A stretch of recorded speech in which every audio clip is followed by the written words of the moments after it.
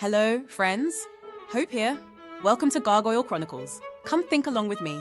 We'll play it in real time, and I'll talk you through the logic as we go. Today's episode is called The Clubs That Didn't Crash in the Night. Let's crack on. Left-hand opponent opens one spade. Pass. Pass to me. I've got 18 high card points. Now, a balancing 1 no trump shows 11 to 15, and 2 no trump shows 19 to 20. Which leaves me sitting rather inconveniently in the middle. So I have to double. And I really don't like off-shape takeout doubles. They have a nasty habit of turning a perfectly manageable auction into something complicated. Could I just bid 2 no trump anyway and keep things simple? Well, maybe. King Jack 10-8 of diamonds is actually undervalued at 4 points. I'd argue it's a better holding than King Queen 4th, which we happily count as 5. So perhaps I can squint at this hand and call it 19. Tempting. But then we have Ace Queen 8/4 of spades, which is overvalued at 6 points given that West has spade length. That queen is only working as a second stopper. It has no promotional value. And that 4th spade, normally worth about half a trick, is probably doing absolutely nothing for us. So if I'm going to upgrade the diamonds, I really ought to downgrade the spades. And once I've done that little bit of accounting, I don't think I can justify calling this a 19-point hand. There is one nice thing about double. It may let us play in 3 of a minor. I'm not actually sure what the robots play over a balancing 2 no trump. But if they play Stayman and transfers, then we can't stop in 3 of a minor. And if I bid 2 no trump opposite a bad hand with a long minor, we may just be marooned in 2 no trump. Not exactly catastrophic, but not exactly the dream either. So, double still looks right. I double, left-hand opponent bids 2 spades, and it's passed back around to me. Ah, yes. This is precisely the sort of thing I had in mind when I said I didn't want to double. According to the tooltip, 2 no trump now shows 21 to 23. So, I've missed my chance to show my values. That may not be a disaster though. On at least some hands where we can make game, partner would be bidding at the 3 level. And if partner was going to pass 2 no trump, we rate to do better defending 2 spades anyway. So perhaps I'm actually better off. In any event, I've got no real choice now. I pass. Partner leads the 3 of hearts. Declarer plays low from dummy. Right, let's build the hand. Declarer's likeliest shape is 6-1-3-3. There are 18 high card points out. Declarer probably has at least 15 of them because his spade suit isn't very good. That leaves partner with about 3. And partner has either the king or queen of hearts, so that may be his only high card. Seems reasonable. I play the heart ace. Declarer plays the 10. Oh, well, that rather changes things.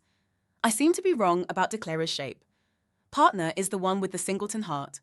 Most likely, partner is 2-1-5-5. And Declarer has actually made a mistake here by not dropping the king or queen of hearts. If he'd done that, I would never have placed partner with a singleton heart. So, thank you very much. We'll take that. Now, if I give partner a heart ruff and get a club return, I can give him a second heart ruff. That's 4 tricks. And we still have 2 spades and possibly a diamond coming. This could get quite unpleasant for Declarer. There is, naturally, one small issue.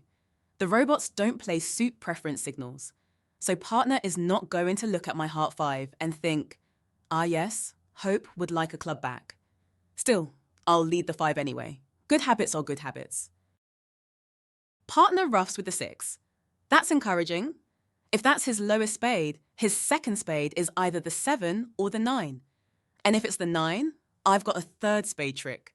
Partner shifts to the king of clubs. Can he really have king-queen of clubs? With king-queen 6th of clubs, he surely would have bid at some point.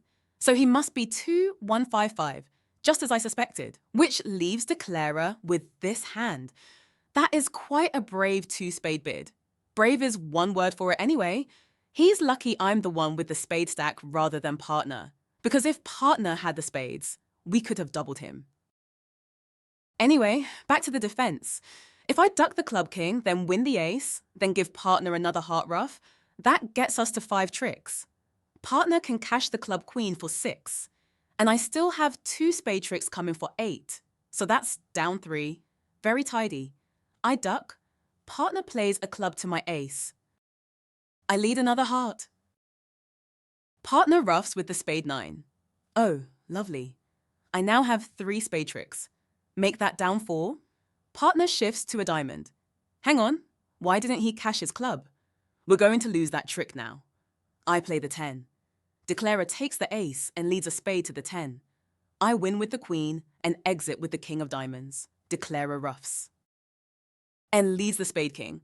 I have to duck this to score my 3rd spade trick. I get my spade tricks.